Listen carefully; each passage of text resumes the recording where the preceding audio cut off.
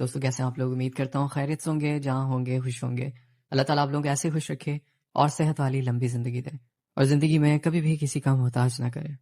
جتنے لوگ پریشان ہیں اللہ تعالیٰ ان کی پریشانیاں دور فرمائے، جتنے لوگ بیمار ہیں اللہ تعالیٰ انہیں صحت تندرستی دے، اور جتنے لوگ اس دنیا سے رخصت ہو چکے ہیں اللہ تعالیٰ ان کی بخشش فرمائے۔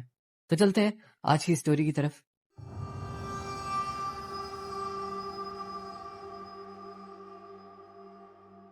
میرا نام ناصر علی شاہ ہے، میرا تعلق اوکاڑا سے ہے۔ میں آپ کے ساتھ اپنی ایک اسٹوری شیئر کرنا چاہتا ہوں جو میرے ساتھ پیش آئی۔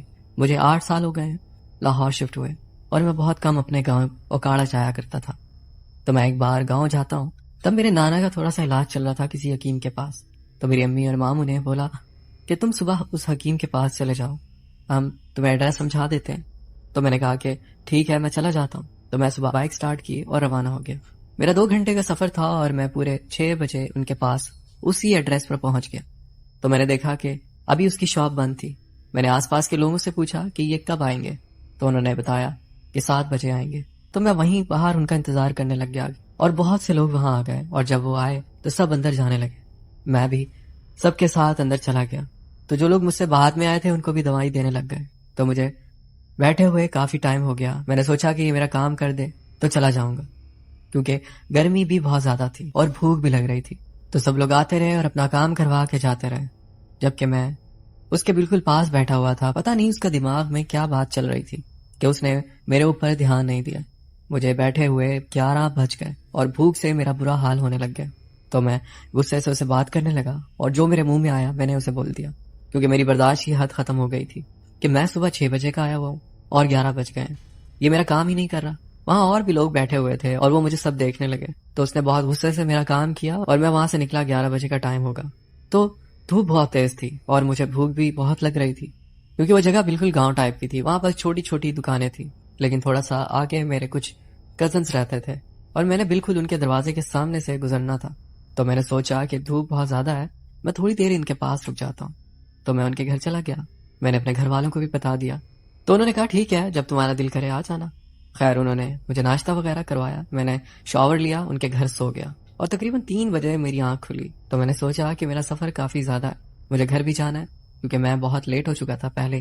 تو میں روڈ سے آیا تھا، لیکن اب میں وہاں سے نہیں جا سکتا تھا، کیونکہ اس ٹائم پولیس کی سختی کافی زیادہ ہوتی ہے، کہ میری بائک کا نمبر بھی نہیں لگا ہوا تھا اور میرے پاس ہیلمٹ بھی نہیں تھا، کیونکہ جو بائک میں نے گاؤں میں رکھی ہوئی تھی تو وہ بہت ہی کم یوز کرتا تھا۔ تو اس لیے میں نے دھیان نہیں دیا، کیونکہ میں نے لاہور میں بھی بائک رکھی ہوئی تھی، اور میرے گھر والوں نے مجھے منع بھی کیا تھا کہ اس بائک پر لاہور سے اوکاڑا کا سفر نہیں کرنا۔ تو میں پبلک ٹرانسپورٹ یوز کرتا تھا۔ تو جب 3 بجے میں وہاں سے نکلا تو میں نے وہاں سے ایک شارٹ کٹ راستہ لیا۔ وہ راستہ ایک جنگل نما ایریا سے گزرتا تھا۔ میں نے دیکھا کہ وہاں ایک پانی کا نلکا لگا ہوا تھا۔ میں نے وہاں پہ بریک لگائی، وہاں پہ میں نے اپنا منہ دھویا، اور میری سب سے بڑی غلطی کہ میں نے اس جگہ پر واش روم کیا، اور پھر میں نے بائک سٹارٹ کی اور وہاں سے نکل پڑا۔ پہلے تو وہاں پر بالکل سناٹا چھایا ہوا تھا۔ جیسے ہی میں تھوڑا سا آگے گیا تو ایک دم بہت زیادہ شور اور بہت تیز ہوا چلنے لگی، اور وہاں ایک عجیب اور ڈراؤنا سا ماحول بن گیا۔ تو میں نے سوچا خیر ہے، یہ بھی اللہ کی مخلوق ہے۔ جہاں میں نے واش روم کیا تھا وہ جگہ بھاری تھی، مجھے پتہ نہیں تھا۔ تو جیسے ہی میں نے بائک کو آگے چلانا چاہا تو بائک آگے چل نہیں رہی تھی۔ میں نے پریشان ہو کر بائک کو دیکھا کہ یہ کیوں نہیں چل رہی۔ تو جب مجھے معاملہ سمجھ آیا تو میں نے آیت الکرسی پڑھنا سٹارٹ کر دی۔ وہاں پہ جو بھی اللہ کی مخلوق تھی وہ مجھے محسوس کروا رہی تھی کہ ہم ہیں آپ کے پاس۔ تو میں بہت زیادہ ڈر گیا تھا، اور مجھے یہی لگا کہ یہاں پہ میرا آخری دن ہے۔ تو میں نے اپنے ارد گرد دیکھا تو وہاں پہ نہ بندہ نہ بندے کی ذات، دور دور تک کوئی نہ تھا۔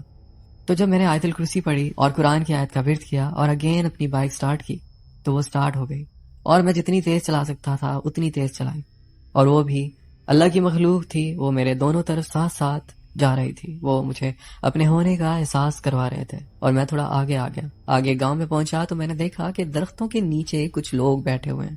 تو میں نے فوراً بائک ان کے پاس روکی۔ جب نیچے اترا اور وہاں بزرگ لوگ اٹھے، انہوں نے میرے چہرے سے کچھ نوٹ کیا، کیونکہ میرے سارے کپڑے پسینے کی وجہ سے بھیگ چکے تھے۔ تو انہوں نے اندازہ لگا لیا کہ مجھے ٹینشن یا مسئلہ ہے۔ تو انہوں نے مجھے پانی وغیرہ پلایا اور مجھ سے پوچھا کہ کیا بات ہے، تم گھبرائے ہوئے ہو؟ تو میں نے ان بزرگ کو ساری بات بتا دی۔ انہوں نے بتایا کہ یہ کافی پرانی جگہ ہے، یہ کافی بھاری ہے، ہم اس جگہ سے نہیں گزرتے۔ خیر انہوں نے مجھے دم وغیرہ کیا اور مجھے چائے اور کھانا دیا، اور انہوں نے کافی دیر مجھے اپنے پاس بٹھایا۔ میں نے کہا کہ میں بس کسی طرح یہ دریا والا علاقہ کراس کر جاؤں، پھر کوئی ٹینشن نہیں ہے، کیونکہ آگے میرے کچھ جاننے والے لوگ ہیں۔ کہ اگر میں بھی بائک کا کوئی ایشو ہوتا ہے تو میں ان کے پاس اسٹے کر لوں گا یا وہ مجھے گھر چھوڑ دیں گے۔ میرے ذہن میں یہی بات چل رہی تھی۔ جب گھر پہنچا تو کافی لیٹ ہو چکا تھا، تو میں نے ساری بات اپنی والدہ کو بتائی کہ میرے ساتھ یہ ہوا تھا۔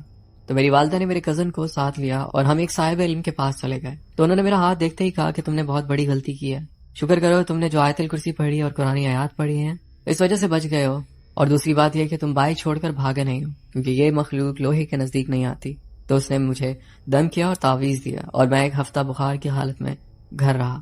اس کے بعد کبھی اس جگہ سے نہیں گزرا۔ تو یہ تھی میری سٹوری، اچھی لگے تو شیئر کیجیے گا۔ اللہ حافظ۔